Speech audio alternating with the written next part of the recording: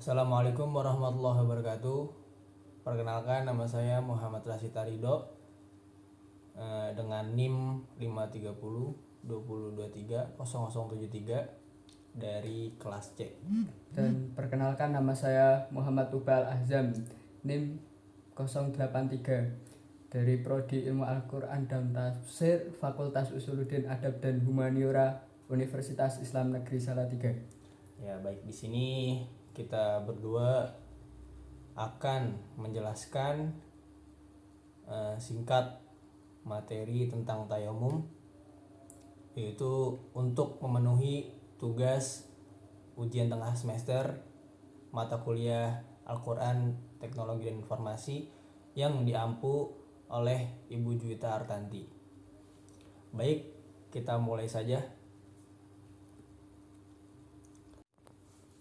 Dalam Quran surah Al-Maidah ayat 6 yang berbunyi falam tajidu ma'an fatayammamu sa'idan thayyiban famhasu biwujuhikum wa aydikum minhu ma yuridullahu liyaj'ala 'alaikum min harajin walaki yuridu liyutahhirakum wa liyutammi ni'matahu 'alaikum la'allakum tashkurun, Yang artinya, maka bertayamumlah dengan debu yang baik, usaplah wajahmu dan tanganmu dengan debu itu.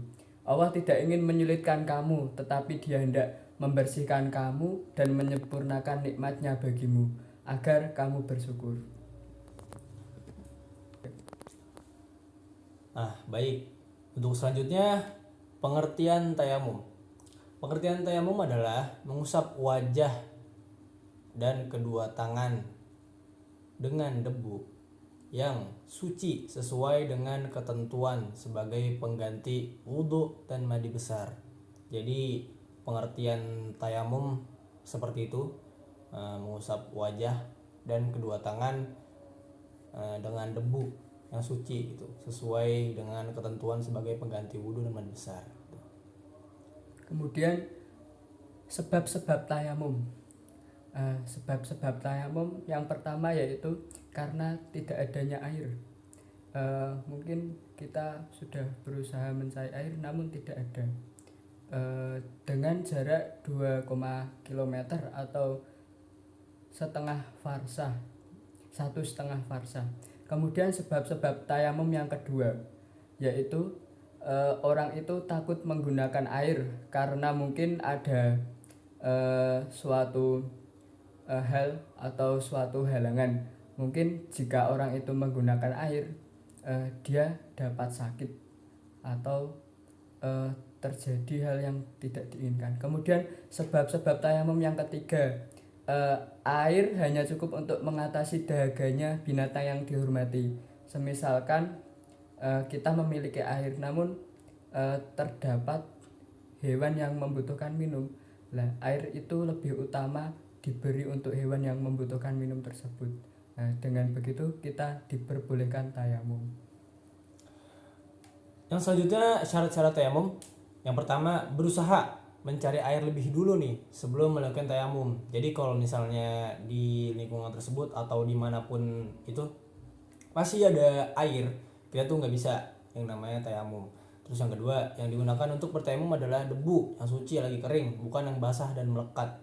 Jadi debu-debu yang misalnya tuh kalau di meja atau di manapun itulah, pokoknya yang masih suci, kering juga gitu. Terus yang ketiga, bertayamum setelah masuknya waktu sholat. Terus yang keempat, memperbarui tayamum setiap kali mengerjakan sholat fardu. Jadi setiap kita mau sholat fardu nih, kayak misalnya mau sholat subuh atau mau sholat zuhur, kita tuh harus ngulang tayamumnya gitu. Kemudian fardu-fardunya tayamum. Fardu tayamum yang pertama yaitu niat melakukan tayamum agar diperkenankan mengerjakan sholat fardu. Mungkin dalam bahasa Arabnya seperti ini, nawaitu listibahati sholatil fardi, yang artinya saya niat bertayamum supaya diperbolehkan sholat fardu karena Allah Ta'ala. Kemudian fardu tayamum yang kedua yaitu mengusap wajah dan kedua tangan sampai ke siku dengan 2 kali tepukan telapak tangan. Maksudnya kita membagi atau mengambil debu itu terdapat 2 sesi. Yang pertama mengambil debu untuk membasuh wajah saja, dan yang kedua mengambil debu lagi ditepuk dulu agar debu yang tersisa atau mustakmal itu hilang. Kemudian kita mengambil debu lagi untuk diusapkan ke tangan sampai siku.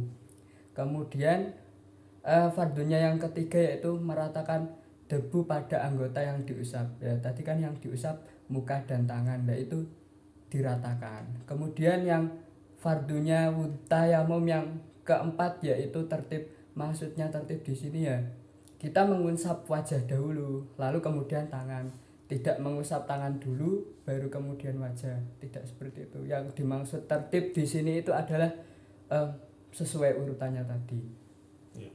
Nah, selanjutnya hal-hal yang membatalkan tayamum. Yang pertama ada apapun yang membatalkan wudhu juga membatalkan tayamum. Jadi kayak kalau yang ada di wudhu yang dapat membatalkan wudhu tuh juga dapat membatalkan tayamum juga gitu. Terus yang selanjutnya melihat air sebelum mengerjakan sholat gitu. Terus yang ketiga menjadi murtad. Kalau menjadi murtad itu udah jelas ya, soalnya itu bakalan membatalkan tayamum gitu. Oke, baik, segitu aja presentasi atau pemaparan materi singkat dari saya, Muhammad Ridho, dan saya Muhammad Ubal Azam. Terima kasih atas waktu dan tempatnya. Saya mohon maaf apabila ada kekurangan baik perkataan maupun sikap dalam selama video ini dibuat. Ya, terima kasih. Terima kasih. Wassalamualaikum warahmatullahi wabarakatuh.